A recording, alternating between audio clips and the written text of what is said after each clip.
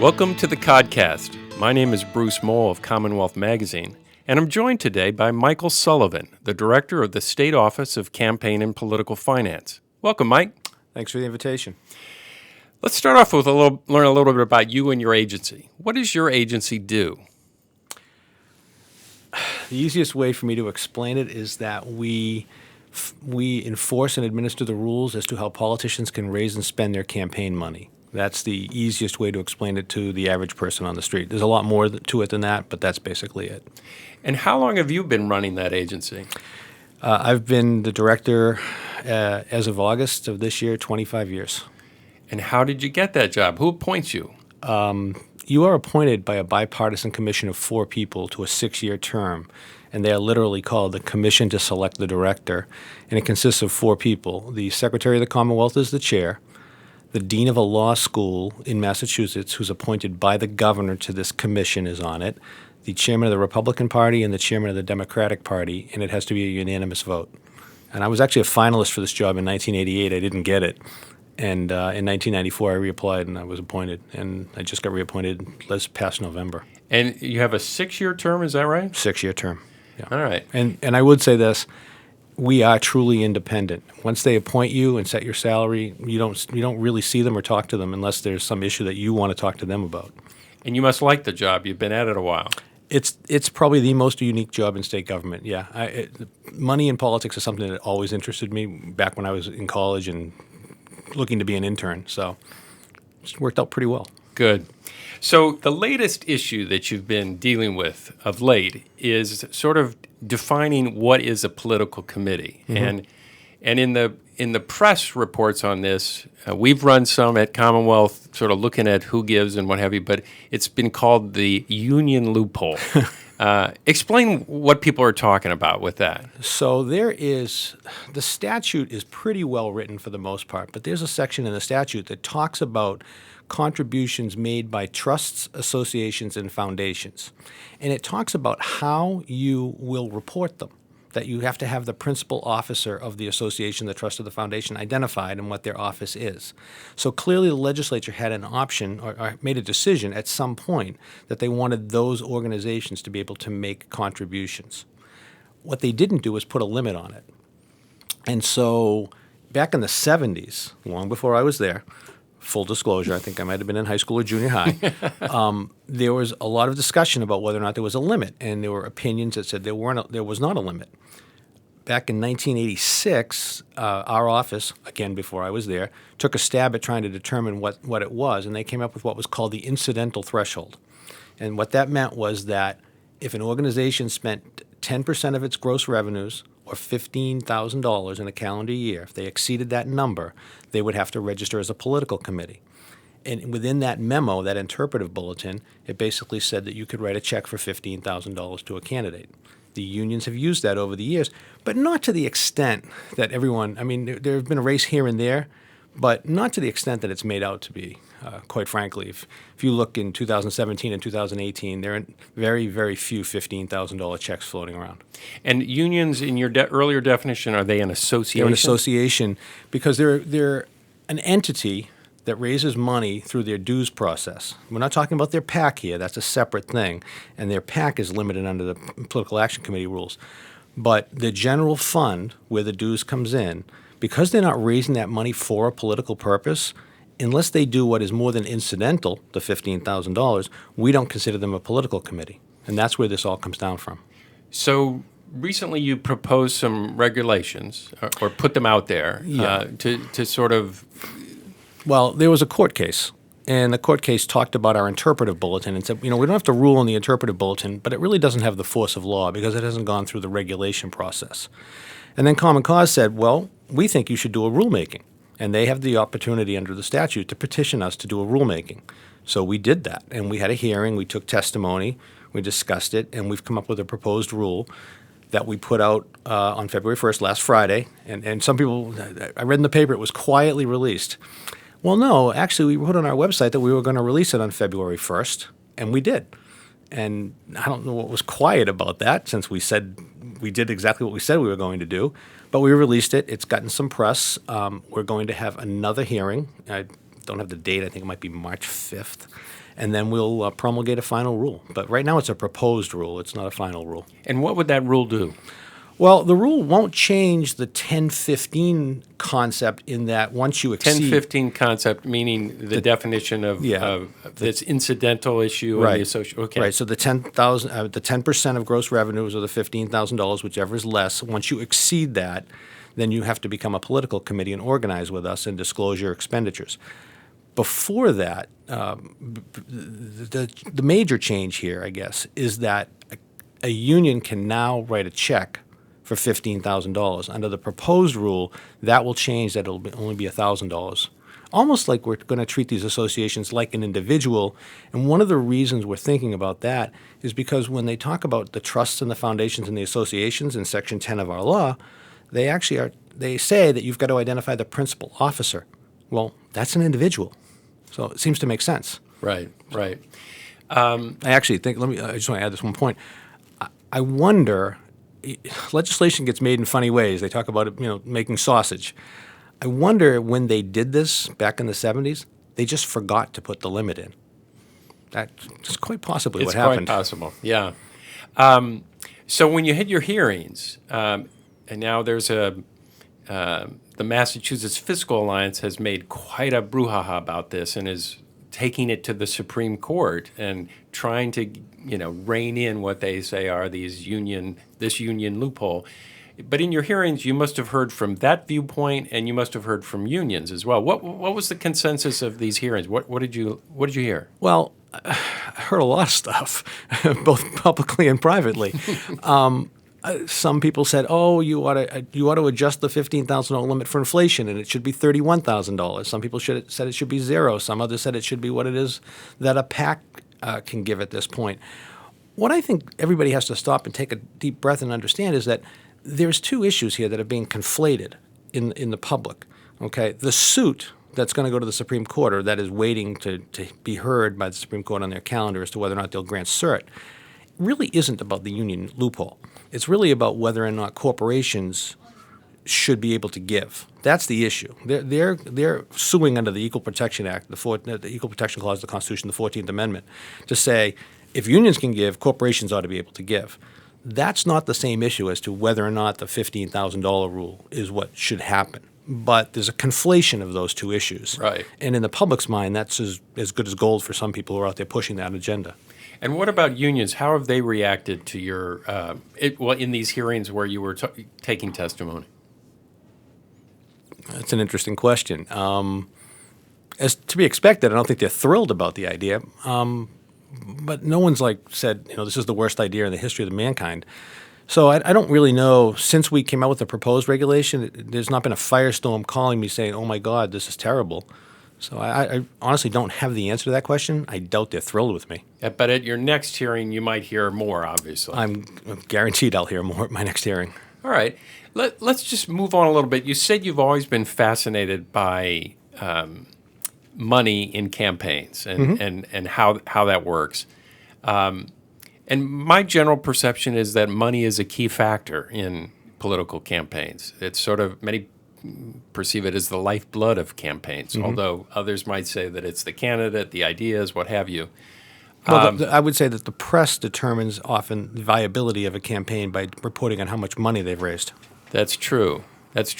And why is that? Why do we in the press, why do you think we focus on that? It's tangible. Yeah. It's disclosed. That's what my agency does. Right. We show how much money's coming in, how much money's going out. It's something the press can actually put their finger on and say, look, this is what's happening, as opposed to really know what's going on door to door, perhaps in a lower level race, a ward race, or a selectman's race. That's a harder thing. That's more obtuse. They can't see exactly what might be happening in the grassroots in the community. But when there's money involved and they can look at that and say, oh, he raised $2 million in a larger race, and the other candidate only raised $200,000, well, clearly he's a stronger candidate. Well, that may not be the case, but that's the case as it's shown by the numbers. And so if money is a critical factor, I guess where I'm going with this, I'm trying to get a little bit about, Massachusetts is known for, frankly, a lack of competition in state legislative races. particularly talking about for the legislature. Of course, we're a sort of lopsided state in terms of Democrats and Republicans, but increasingly there are more and more independents, and they sort of command the middle ground. But the perception, right or wrong, is that we're more leaning Democrat, I would say. And I'm wondering from a money perspective, is this part of your job to sort of think about how do you increase competition? How do you help candidates get over that hurdle of, so that, for instance, in this last legislative series of races, some campaigns spent a lot of money, raised and spent an enormous amount of money for a state house rep seat or a state senate seat. And it's not every seat by any stretch of the imagination, but some of these races, there's a lot of money being spent. Is that a good thing, or is it healthy, or do we need to bring down some barriers to people getting into races? I think that depends on your viewpoint as to whether or not it's healthy or a good thing.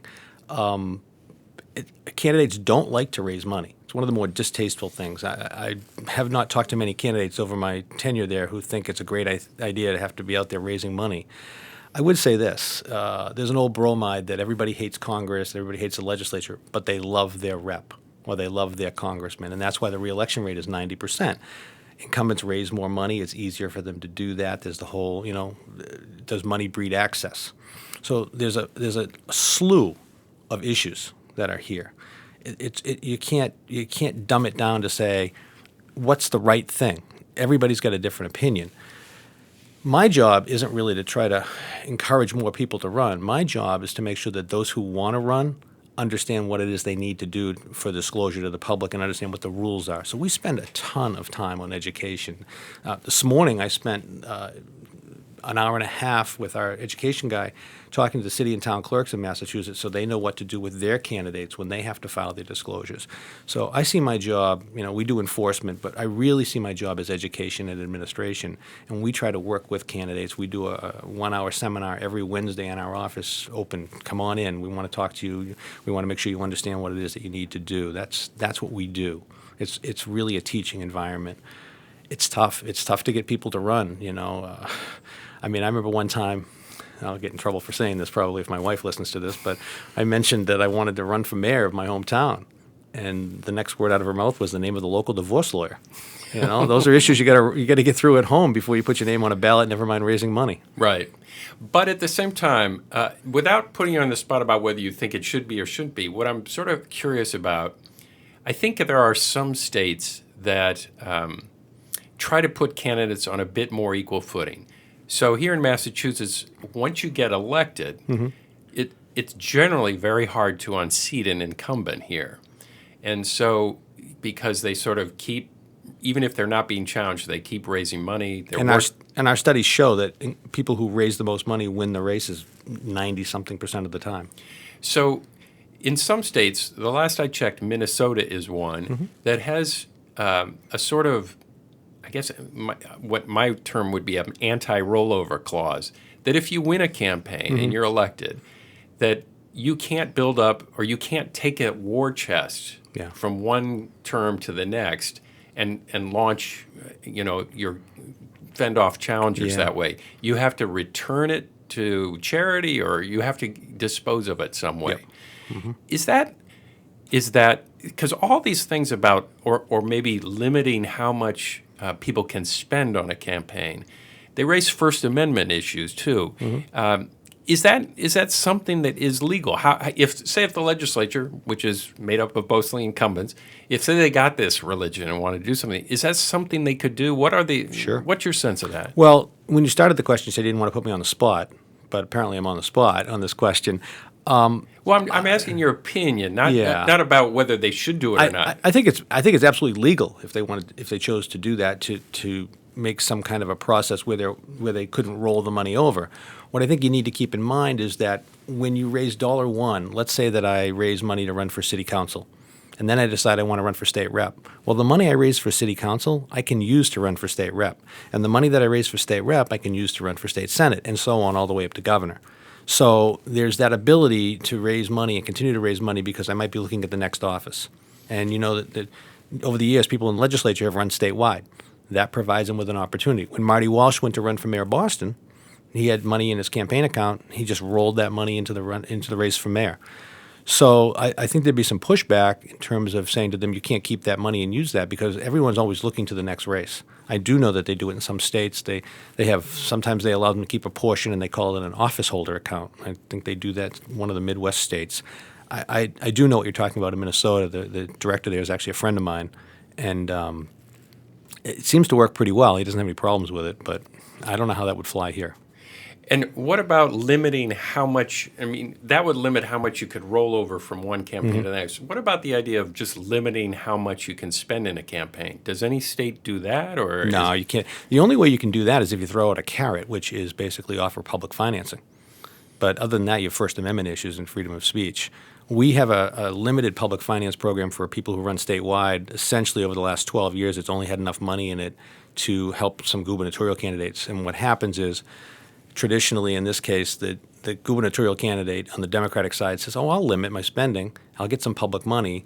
The candidate on the Republican side says, I'm not going to limit my spending. I'm going to raise as much and spend as much as I want. So the Democratic candidate not only gets the public funding, but gets its expenditure limit lifted up to what the Republican limit is, because the Republicans have to put a self-imposed limit. So is there any other thing you've seen done in any other state, or any practice to try and limit the influence of money in campaigns at all? You know, I was president twice of our national association called COGO, Council on Government Election Ethics Laws, and no one's ever talked about that.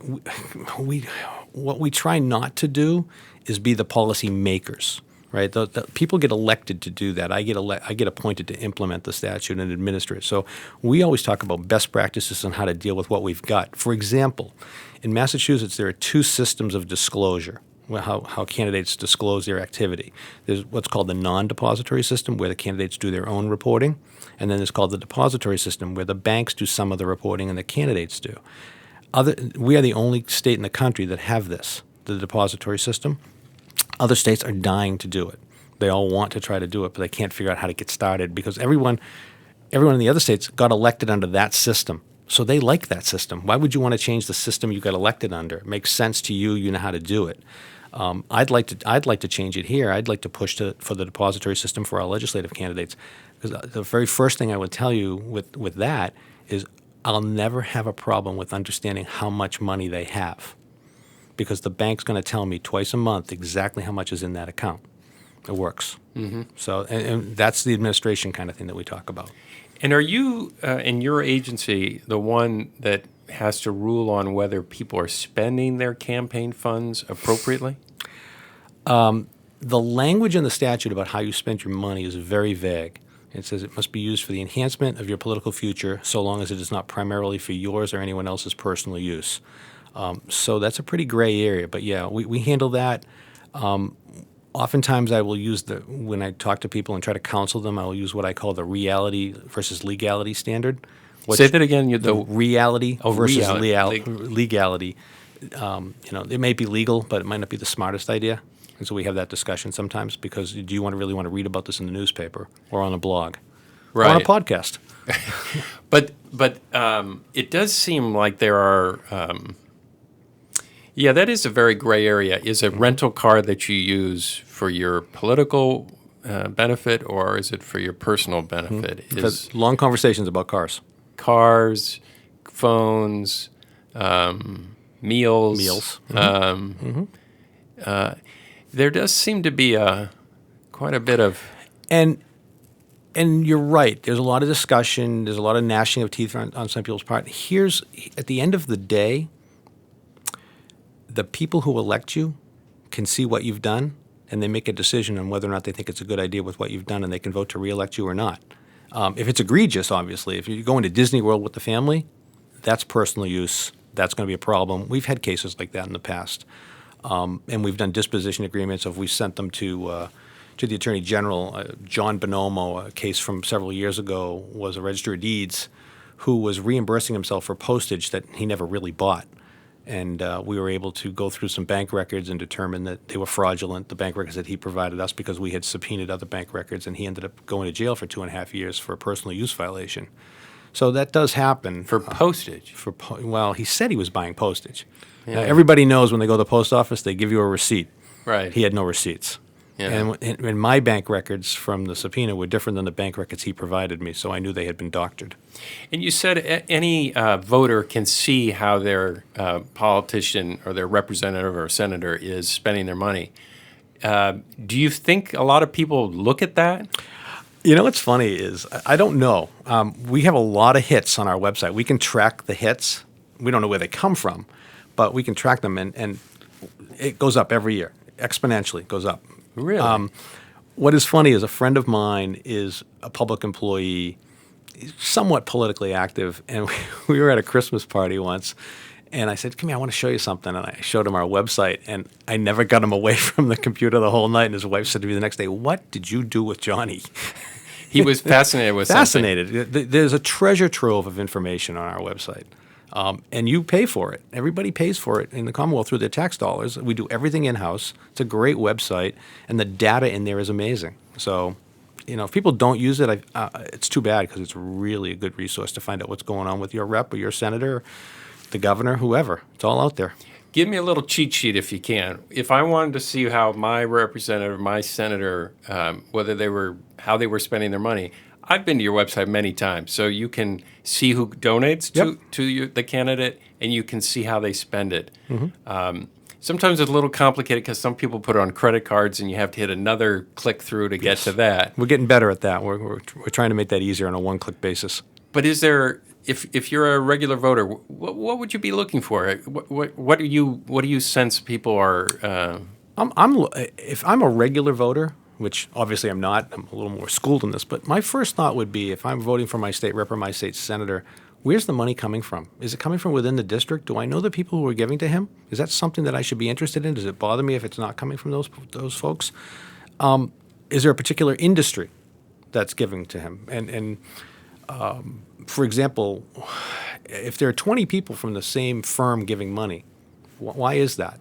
And that's actually an investigative question we ask all the time. We've done a lot of dark money investigations where we've found out that people in companies are funneling money to the candidates. Candidates don't know it, but the employees are getting money from their boss, and the boss is funneling the money through the company to the employees, and they're making contributions. We can track that. So we've done about 20 disposition agreements with folks on that. There's a lot of information. How are they spending it? Do you approve of how they spend it? That goes back to making the decision on what you think they're doing and whether you think they're doing it correctly. Well, that's very interesting. We'll all have to check. And what is the address of the website? How does someone get there? You can go to the website at ocpf.us, very simple, and you can either click on filers and put in a name, or you can click on data, and you can search by name, you can search by town, you can search by employer, occupation, pretty much you name it, you can search by it. Well, that's Michael Sullivan, the Director of the State Office of Campaign and Political Finance. Michael, thanks for being here. You're welcome. Enjoyed it. And we'll see all our listeners next week.